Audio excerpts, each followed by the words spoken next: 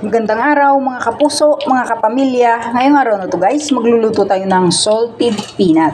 Ito guys, may luto na ako dito at papakita ko sa inyo kung paano yung sekreto para malutong at tamang-tama lang yung pagluto ng salted peanut. Mayroon pa ako ditong peanut guys at nagpapakulo pa ako ng mantika. Kapag kupulo na yung mantika guys, ihahalo na natin tong peanut.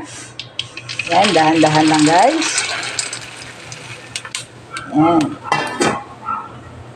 Tapos halu-haluin natin. At ilalagay na natin itong ating bawang. Itong ating bawang guys, hahalo na natin dyan. At depende rin sa inyo guys kung gaano kadami yung bawang na gusto nyong ilagay. Yan. Tapos halu-haluin nyo lang. Yan.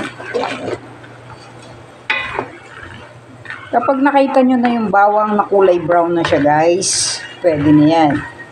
Yun, antayin muna nating maluto yung ating bawang at yung ating peanut. Yan, napapansin nyo guys at naririnig nyo pumuputok-putok siya. Kapag kumunti na yung putok niya, ibig sabihin malapit na siyang maluto. Yan. Huwag yung titigilang kakahalo guys para hindi siya masunog at pantay yung luto ng ating mani. Yan, halu-haluin lang natin guys. Nang halu-haluin.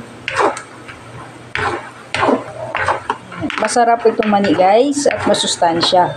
Sabi nila maganda raw ito sa brain. Sino yung gustong mahilig sa mani? Pwede kayong mag-comment. Yan, kasi ako guys, mahilig ako sa mga nuts. Yan, malapit na ito guys, oh. Umunti na lang yung putok niya.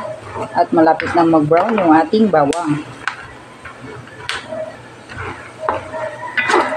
Yan, tingnan nyo guys, brown na itong ating bawang. At kumunti na yung putok niya. Ibig sabihin luto na to guys. Ngayon, i-off natin yung apoy. At ililipat na natin ito sa strainer. Dahan-dahan lang kasi mainit yung mantika. Yan. Tama lang ang pagkaluto niya guys.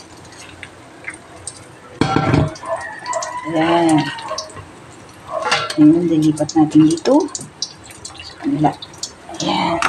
Tapos, lalagyan natin guys ng salt. Iodized salt. Yan, papatakan lang natin ng 1 teaspoon. Gusto nyo namang medyo maalat-alat, pwede nyo ring dagdagan yung salt at kung gusto nyo ng maanghang, pwede nyo lalagyan ng chili flakes. Ayan, tingnan nyo guys. Diba? Ang sarap guys at tama lang yung pagkaluto ng ating peanut. Ayan guys, oh. Ayan, tingnan nyo. Tikman natin. Ang lutong. Kapag ginanyan nyo na guys, oh, pwede nang balatan. Ibig sabihin, tamang-tama lang yung luto. Ayan. Sarap guys. Ang lutong. Thank you for watching. Bye-bye.